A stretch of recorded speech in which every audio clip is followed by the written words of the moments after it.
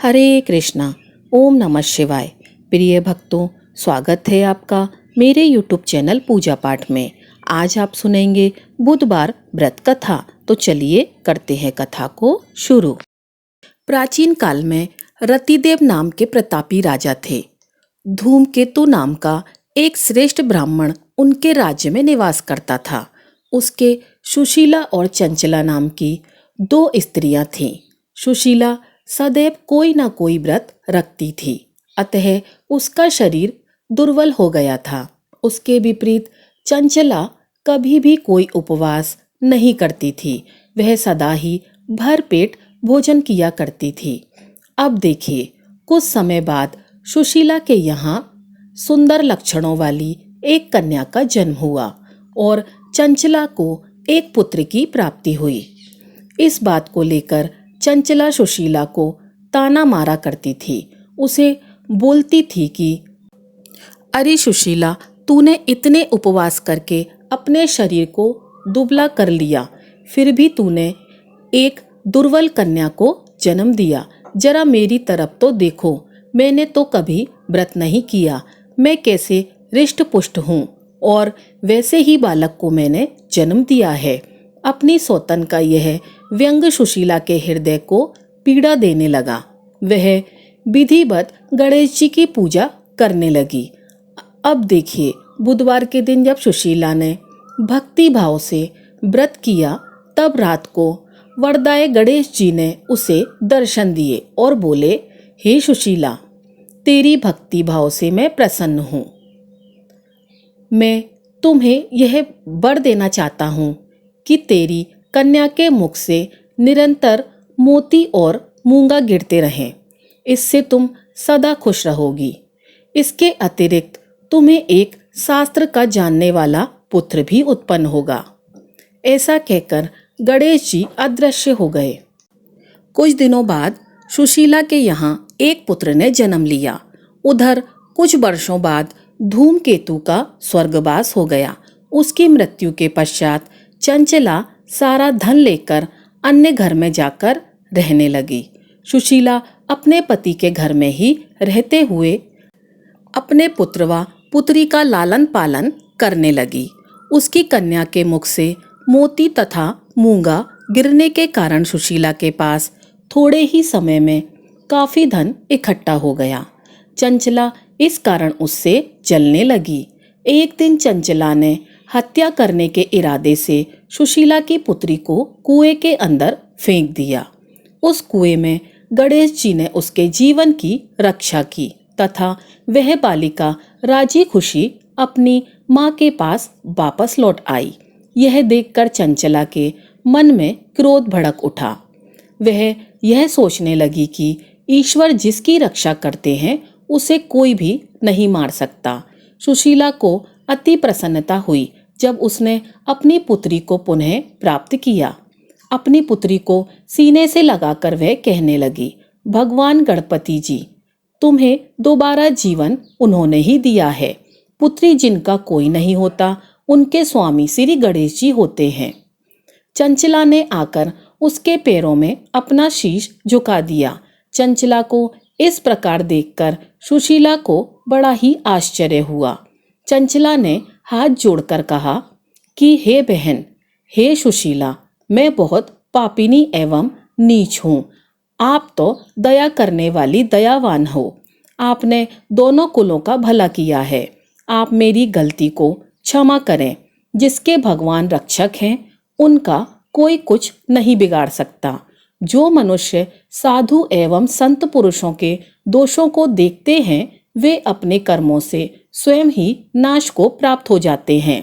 तत्पश्चात चंचला ने भी उस कष्टनाशक तथा पुण्य को देने वाले संकटनाशक गणेश जी के व्रत को किया। गणेश जी की कृपा से उन दोनों में आपस में मित्रता हो गई। प्रिय भक्तों, जिस पर गणेश जी प्रसन्न होते हैं, उस व्यक्ति के दुश्मन भी मित्र बन जाते हैं। सुशीला के बुधवार के व्रत किए जाने के फलस्वरूप उसकी सौतन चंचला का मन बदल गया। गणेश जी कहते हैं कि जो भी बुधवार के दिन मेरी कथाओं को पढ़ता है अथवा सुनता है तथा आरती को गाता है, मैं उस पर अवश्य ही अपनी कृपा बरसाता हूँ। जो मेरे व्रत को करता है तो फिर मेरी कृपा की कोई तुलना की ही नहीं जा सकती। जय श्री गणेश। ओम नमः शिवाय। हर हर महादेव। तो प्रिय भक्तगणों, अब आप श्रवण करेंगे भगवान गणेश जी की दूसरी कथा। बहुत समय पहले की बात है। एक नगर में एक निर्धन ब्राह्मणी रहा करती थी। उसके पति की समय से पहले ही मृत्यु हो गई थी। उसका एक 5 साल का पुत्र था। उसकी सास बड़ी ही कठोर हृदय वाली थी। उसे तरह तरह से प्रताड़ित करती थी। एक दिन सास ने बहू और पोते को घर से निकाल दिया, क्योंकि उसे ऐसा ही लगता था कि उसकी बहू अभागन है। उसकी वजह से उसके पुत्र की मृत्यु हो गई। अब क्या था, वे दोनों रोते बिलखते चलते चलते एक जंगल में जा पहुंचे। अब चलते चलते उन्हें थकान हो जाती है, तो वे एक बड़े से पेड़ के नीचे बैठ गए। वहां से थोड़ी ही दूर पर एक गणेश जी का मंदिर था। वहां बहुत से लोग गणेश जी के दर्शन करने आते थे। दर्शन करके गणेश जी को प्रसाद चढ़ाते थे। फिर वह प्रसाद सबको बांट देते थे। इस प्रसाद से माँ बेटे का गुजारा होने लगा। उन्हें थोड़ा बहुत खाने को मिलता और पेट की आग शांत हो जाती, और इस प्रकार दोनों गणेश जी की पूजा पाठ में लगे रहते थे। एक दिन की बात है, ब्राह्मणी अपने बच्चे के साथ रात्रि में सो रही थी। तभी उसे स्वप्न में भगवान गणेश जी ने दर्शन दिए और कहा, हे पुत्री, तुम्हारी निर्धनता जल्द ही दूर हो जाएगी। विनायक चतुर्थी का व्रत करो और साथ ही जंगल से ढेर सारे फूल लाकर उसकी मालाएं बनाओ और जो श्रद्धालु मंदिर में आते हैं उन्हें बेचो। इस प्रकार तुम्हें आय की प्राप्ति होगी और दिन पर दिन तुम्हारी तरक्की होगी। अब क्या था, जब सुबह होती है तो उस ब्राह्मणी ने यह बात अपने पुत्र को बताई। तो पुत्र ने कहा, माँ, यह तो बहुत ही अच्छी बात है। जब गणेश जी आपको दर्शन दिए हैं तो हमें अवश्य ही फूल तोड़कर मालाएं बनाकर उन्हें बेचना चाहिए। वे हर रोज जंगल से फूल लाकर उसकी माला बनाकर बेचने लगे। साथ में पूजा की सामग्री और प्रसाद भी बेचने लगे। इससे उनको आमदनी होने लगी। गणेश जी की अनुकंपा से आमदनी बढ़ने लगी और उस ब्राह्मणी ने बुधवार का व्रत भी किया। गणेश भगवान की कृपा से जल्दी ही उन्होंने एक बड़ा सा मकान भी बनवा लिया और दुकान भी बनवा ली। इस प्रकार से कुछ वर्ष बीत जाते हैं और वह ब्राह्मणी का पुत्र बड़ा हो जाता है। युवा अवस्था उसकी हो जाती है। वह विवाह योग्य हो जाता है। ऐसे ही एक दिन की बात है। एक राजा की लड़की मंदिर में रोज पूजा करने आती थी। ब्राह्मणी के बेटे को देखकर राजकुमारी उस पर मोहित हो गई और उससे विवाह करने की सोचने लगी।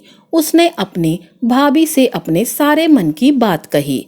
भाभी भी अनुभवी थी। उसने कहा, यह तो एक ब्राह्मण माली का बेटा है और तुम एक राजा की बेटी हो। यदि तुमने उससे विवाह किया तो तुम्हारी बहुत ही बदनामी होगी। पर राजकुमारी अपनी बात पर अड़ी रही। उसने कहा, मैंने तो प्रतिज्ञा कर ली है कि उसी से विवाह करूंगी। भाभी ने घर जाकर सारी बात राजा को बता दी। राजा ने मना नहीं किया, क्योंकि राजा स्वयं गणेश भगवान का भक्त था और विवाह के लिए तैयार हो गया। उन्होंने बड़ी धूमधाम से बेटी का विवाह माली अर्थात ब्राह्मणी के पुत्र के साथ कर दिया। ब्राह्मणी ने सबसे पहले बेटे बहू को गणेश जी के मंदिर में ले जाकर पूजा पाठ करवाया और गणेश जी का आशीर्वाद दिलवाया। इसके बाद पूरे नगर में यह बात फैल गई कि गणेश जी की पूजा करने से सब दुख कष्ट दूर हो जाते हैं। यह बात सुनते ही नगर के सभी लोग मंदिर आने लगे। ब्राह्मणी और उसके बेटे की बिक्री और भी अधिक बढ़ गई। अब देखिए भगवान श्री गणेश की महिमा। उधर उसकी सास के बुरे दिन आ गए। अन्नदाता उनसे रूठ गए और वह भूखों मरने लगी। एक दिन वह रोती धोती उसी गणेश जी के मंदिर में जा पहुंची और वहां मालिन के बेटे से बोली, बेटा मैं बहुत ही भूखी हूँ, मुझे रोटी कपड़ा दे दे, इसके बदले में मैं तुम्हारा सारा काम कर दूंगी। लड़के को दया आ गई और उसे काम पर रख लिया। उसने अपनी दादी को नहीं पहचाना। जब ब्राह्मणी घर आई तो उसने अपनी सास को तुरंत ही पहचान लिया। वह अपनी सास से बोली, सासू माँ आप यहाँ कैसे? सास ने पोते की तरफ इशारा करते हुए कहा, मैं इस सेठ के यहाँ नौकरी पर लग गई हूँ। बहू बोली, यह आपका पोता है। माँ जी, और यह घर भी आपका ही है, यह दुकान भी आपकी है। जब आपने हमें घर से निकाला तब गणेश जी ने हमारी रक्षा की। बहू की बात सुनकर सास बोली, मेरी करनी मैंने भोग ली है। बहू बोली, सासू जी अब आप हमारे यहाँ रहो और पोते का सुख देखो। हे गणेश जी महाराज, जैसा सुख आपने उस ब्राह्मणी को दिया वैसा ही सुख सबको देना। जय शिव शंकर, जय गणेश भगवान। तो भक्तगणों, अब हम सुनेंगे बुधवार की अगली कथा। बहुत समय पहले की बात है। एक गांव में एक भाई बहन रहते थे। भाई बहुत गरीब था, बहन बहुत धनवान थी। एक बार भाई की बहन की ननंद का विवाह था। उसने अपने भाई को ना तो निमंत्रण भेजा और ना ही कोई चिट्ठी भेजी। भाई को बाहरी लोगों से पता चला कि उसकी बहन की ननंद का विवाह है। भाई ने अपने गांव वालों को बताया। तब गांव वालों ने उसकी बहन के लिए चुनरी बिछिया साड़ी, जिसको जितना बन पड़ा, कन्या के लिए दिया। भाई सारा सामान लेकर बहन के गांव पहुंचा। बहन के घर जाने पर बहन की देवरानी बोली, भाभी जी आपके भाई आए हैं। तो बहन ने पूछा, कैसे आए हैं, तो और क्या पहना है? तब देवरानी ने कहा कि पैदल आए हैं, फटी पगड़ी और फटी धोती पहने हैं। तो बहन बोली, मेरे ससुर हवेली के सामने दुकान में बैठे हैं, मुझे शर्म आती है। भाई को बोलो कि पीछे के दरवाजे से आए। भाई के आते ही बहन ने भाई को एक कमरे में बंद कर दिया और बाहर से ताला लगा दिया। एक तरफ लड़की का विवाह हो रहा था, गाजे बाजे बज रहे थे, अतिथियों को भोजन कराया जा रहा था और दूसरी तरफ भाई को कोई पानी तक पूछने वाला नहीं था। तभी भांजे की बहू को दया आ गई और उसने दरवाजा खोल दिया। दरवाजा खुलते ही भाई वहां से भागा। 2 दिन के भूखे प्यासे रहने के कारण उसे चक्कर आने लगे। रास्ते में एक गणेश जी का मंदिर था, वहां जाकर वह गिर गया और रोते रोते गणेश भगवान को अपनी व्यथा सुनाई और बोला, हे गणेश जी महाराज, आज मेरी गरीबी के कारण से मेरी सगी बहन ने मुझे धिक्कार दिया है। घर जाने पर मेरी पत्नी, मेरे बच्चे जब पूछेंगे कि क्या लेकर आए हैं तो मैं क्या जवाब दूंगा? तब गणेश जी को उस पर दया आ गई और गणेश जी भगवान बोले, मेरे बगीचे से ककड़ी तरबूज तोड़कर ले जा। तब भाई ने ककड़ी तोड़कर झोला भर लिया और अपने घर गया। घर जाते ही बच्चों ने पूछा, पिताजी बुआ के यहाँ से हम लोगों के लिए क्या क्या लाए हैं? बच्चे उसके झोले को देखने लगे। झोला खोलते ही छोटे छोटे तरबूज सोने की गेंद में बदल गए। बाकी तरबूज को काटने पर हीरे मोती निकले। पत्नी बोली, आप बहन के घर से इतना कुछ क्यों लाए? आपकी बहन ने हम लोगों को बहुत ज्यादा दे दिया है। भाई ने कुछ भी जवाब नहीं दिया।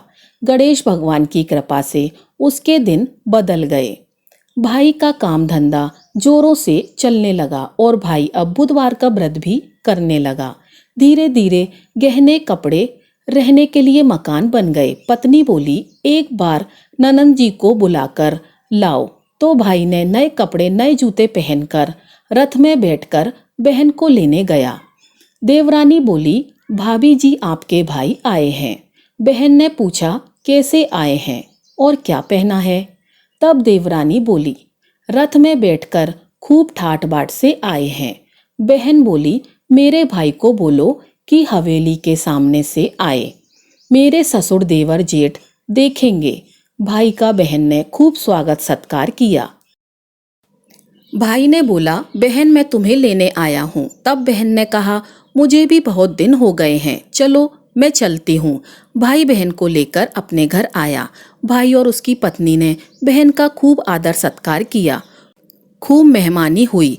जो चीजें बोली वह बनवा कर उसे दिया। बहन बोली, भाई मुझे एक जोड़ी जूतियां चाहिए। तब भाई ने मोची को बुलाया और कहा, मेरी बहन के लिए ऐसी जूती बनाओ जो मुंह से बोले। तब मोची ने कहा, इसमें कुछ समय लग जाएगा। तो भाई ने कहा, कोई बात नहीं, मैं इंतजार कर लूंगा।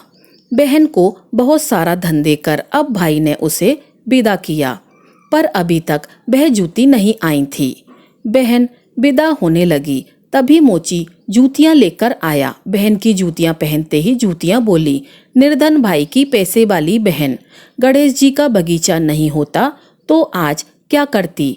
बहन, भाई की पत्नी भाई से पूछने लगी, यह कहाँ से आवाज आ रही है। तब भाई ने कहा, सुबह का समय है, कोई जीव जंतु बोल रहे होंगे। भाई ने घोड़े गाड़ी को जल्दी जाने को कहा। बहन के जाते ही पत्नी जिद करके बैठ गई, बोली, अजी बताइए जूतियां क्या बोल रही थीं। तब पति ने अपनी पूरी बात उसे बताई, सारी आप बीती कह सुनाई कि कैसे बहन ने मुझे 2 दिन तक भूखा रखा, कमरे में बंद कर दिया था। भांजे की बहू ने दरवाजा खोला, तब मैं बाहर आया और गणेश जी की शरण में जा पहुंचा। गणेश जी की कृपा से हमारे दिन बदल गए। तभी से मैं गणेश जी का व्रत करने लगा। उसने अपनी पत्नी को सारी बातें बताईं। तब पत्नी बोली, अगर मुझे मालूम होता तो मैं आपकी बहन को कुछ नहीं देती, मेरा दिया हुआ सब कुछ वापस लेकर आओ। तब पति बोला, अरे पगली, गणेश भगवान ने हमें सब कुछ दिया है, अगर वह मुझे भूखा प्यासा कमरे में बंद नहीं करती तो मैं गणेश भगवान के मंदिर में क्यों जाता। क्या मैं गणेश जी को अपना दुखड़ा सुना पाता। तुम अपना मन मैला मत करो, और हाँ, अपने पर तो गणेश जी की कृपा है और किसी चीज की कमी नहीं है। फिर दोनों गणेश जी के आगे झुककर उन्हें प्रणाम करते हैं और जय जयकारा करने लगते हैं।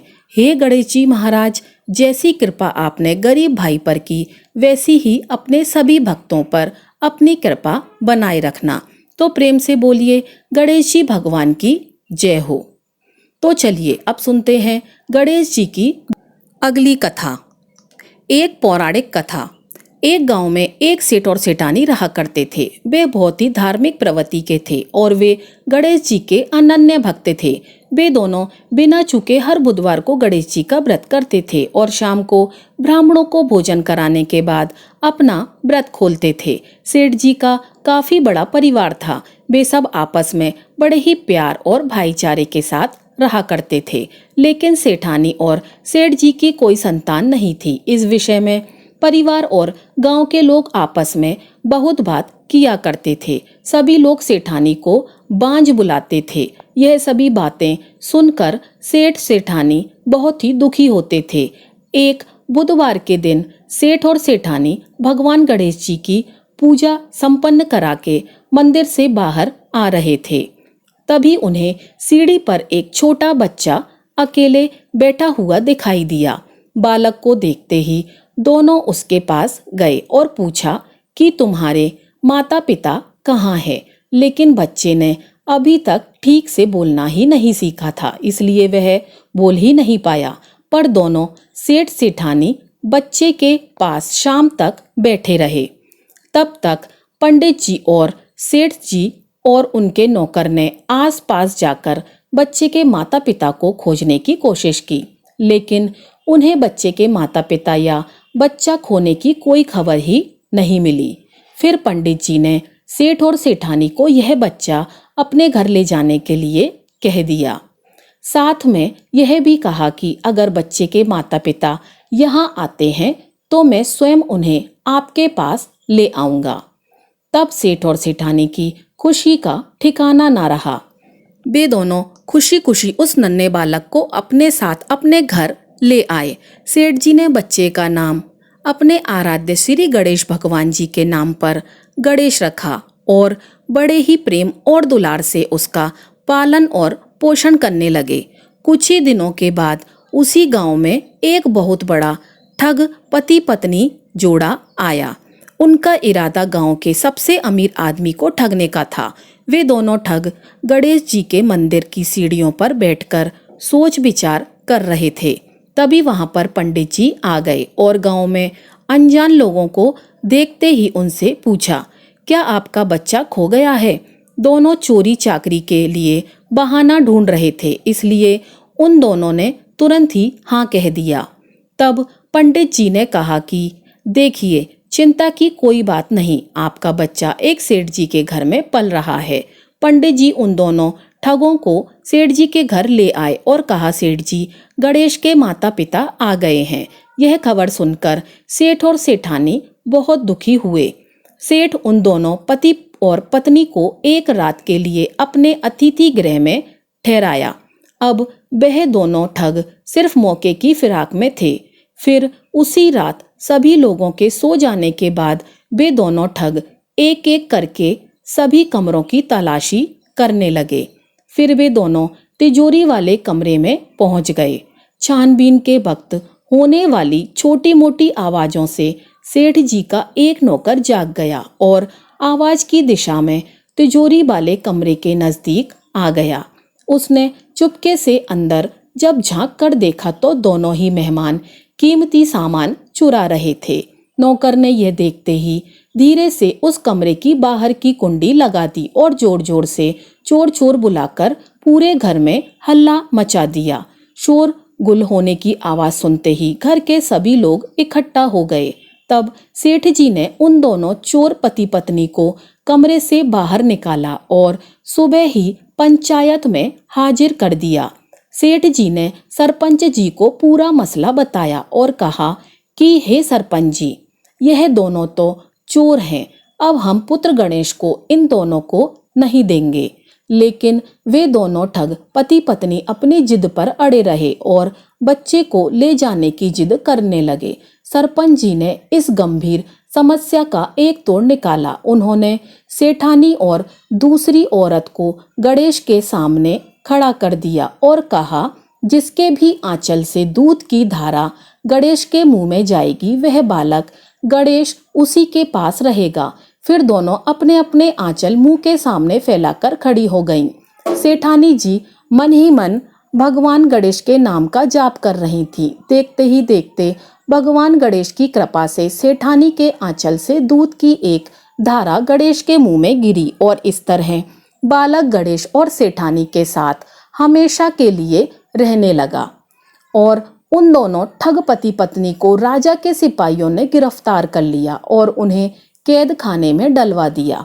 इस तरह निसंतान सेठ और सेठानी को भगवान श्री गणेश जी की कृपा से एक पुत्र की प्राप्ति हुई। तो प्रेम से बोलिए गणेश जी भगवान की जय। तो दोस्तों, यह थी हमारी आज की कथा। अगर आपको कथा अच्छी लगी हो तो वीडियो को लाइक कीजिएगा और चैनल को सब्सक्राइब कीजिएगा। आपका दिन शुभ हो।